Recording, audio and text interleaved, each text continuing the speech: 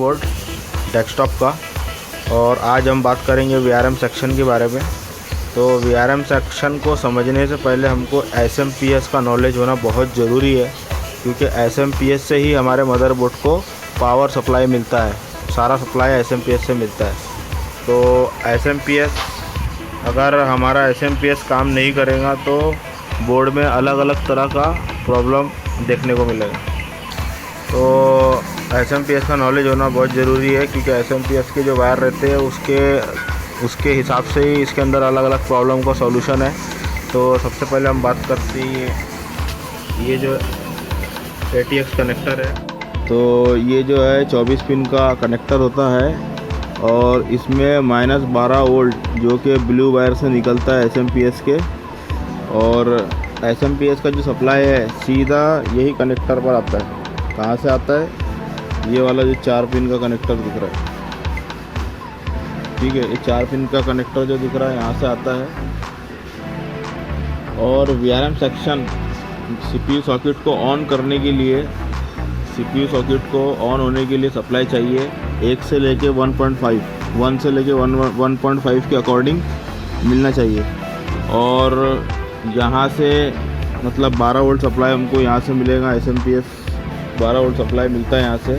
2 pin पर मिलेगा 12 volt और 2 पिन इसका ग्राउंड से बीप करेगा। तो यहीं से MOSFET पर भी जाता है, यहीं से MOSFEट पर भी जाता है। मेन MOSFET पर जाएगा यहाँ से। और मेन MOSFEट जब स्विचिंग करेगा तो फिर वो भी 1 से 5 वोल्ट के बीच में मतलब आउट करेगा। और फिर ये आउट करने के बाद ये जो कॉइल कैपेसिटर जो दिख रहा है, तो कॉइल कैपेसिटर से मतलब उसको फ़िल्टर करके फिर ये CPU को बेचता है। तो CPU को जाता है तो फिर CPU मतलब प्रोसेस करता है अपना, मतलब प्रोसेसर को जब दिया जाता है इसका सप्लाई तो ये प्रोसेसर अपना काम स्टार्ट कर देता है। तो कोई भी बोर्ड हो VRM सेक्शन के अंदर में ये चीज़ें लगी होती है। मतलब एक ATX कनेक्टर और इनपुट कैपेसिटर और कॉइल, तो ये लगा हुआ रहेगा। और ये जो रहेगा मेन MOSFET जो बीच में दिख रहा है, ये मेन MOSFEट है। हर एक मेन MOSFEट के साथ 2 सपोर्टिंग MOSFEट होता है। इसका डिपेंड करता है बोर्ड के ऊपर में। तो मेन MOSFEट और सपोर्टिंग MOSFEट 2 टाइप का MOSFEट लगा होगा, रेगुलेटर IC और VRM IC। ये VRM IC या रेगुलेटर IC वो सेम है। तो आउटपुट कॉइल और कैपेसिटर और ये CPU सॉकेट। तो इस सेक्शन में ये चीज़ें लगी होती है। इनपुट कैपेसिटर, जिसमें ये अपना इनपुट कैपेसिटर है, क्योंकि इसमें देखो यहाँ पे 16 वोल्ट, एक मिनट, इनपुट कैपेसिटर इसमें 16 वोल्ट लिखा हुआ है। तो जहाँ 16 वोल्ट लिखा हुआ रहेगा वो हमारा इनपुट कैपेसिटर कहलाएगा। ज़्यादातर 2.5 या 3.3 लिखा हुआ होता है 90%, लेकिन यहाँ पे अलग है, 6 पॉइंट है कुछ है। तो ये हमारा इनपुट कैपेसिटर 16 वोल्ट का और आउटपुट कैपेसिटर 2.5 से 3.3 हो सकता है। तो कॉइल कैपेसिटर ये जो है इनपुट और MOSFET लगा हुआ,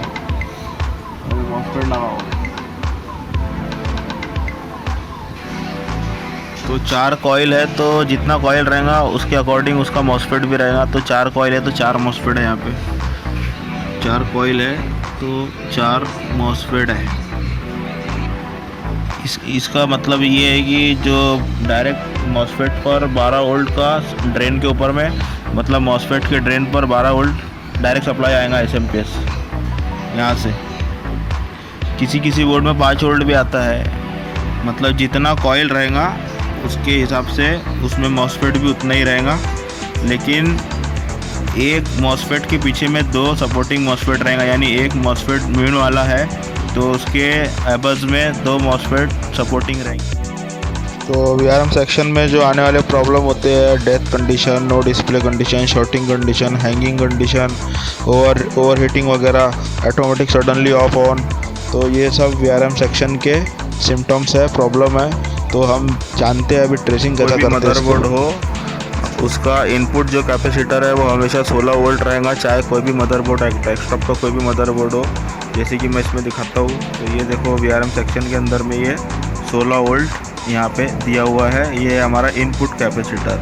और इसका आउटपुट कैपेसिटर जो रहेगा, जैसे कि मैंने बताया था कि 2.5 इसकी वैल्यू आना चाहिए। तो ये देखो 2.5, किसी किसी में 3.3, किसी में 3.3 भी होता है, और किसी किसी में 90% चांस तो यही होता है कि 2.5 और 3.3 होता।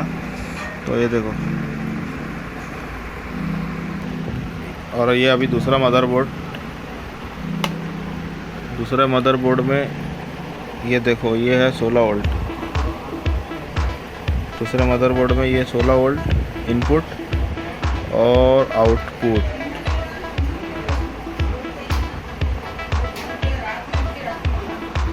तो 2.5 देख पा रहे होंगे, 2.5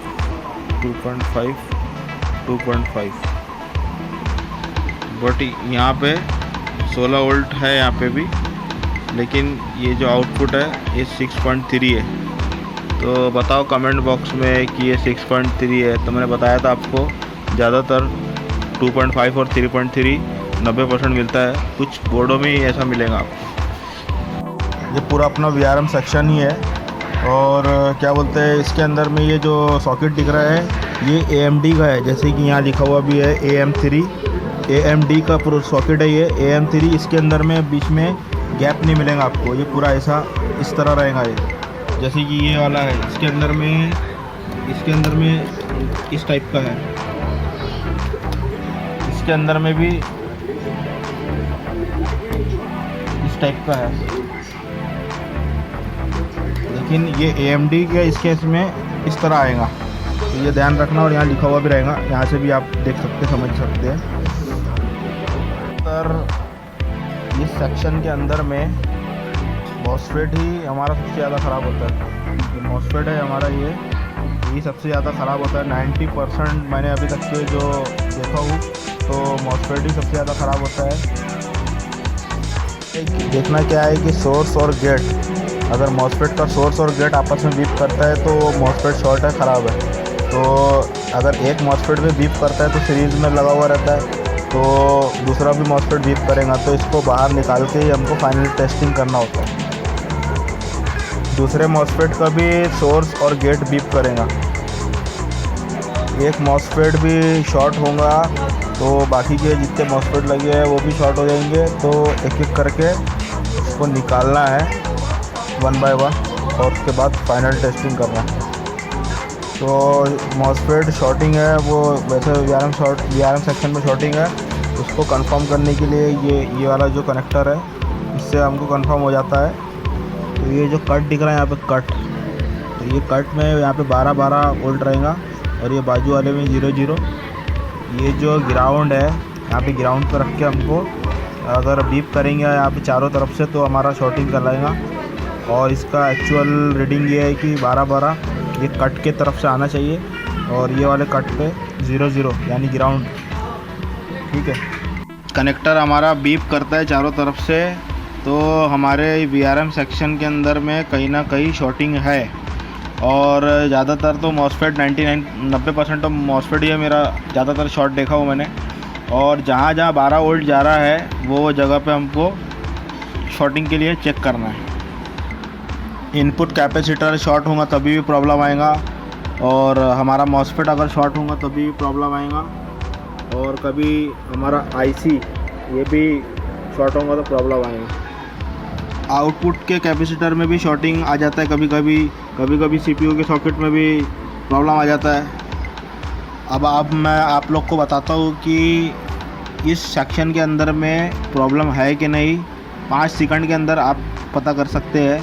तो ऐसी वीडियो के लिए हमारे को जुड़े रहिए, और ये सब जो है आप लोगों को मैं फ्री में ज्ञान दे रहा हूँ। तो ये सब सब्सक्राइब बढ़े, इससे अपने को कोई मतलब नहीं है, लोगों को ज्ञान मिले इससे मतलब है।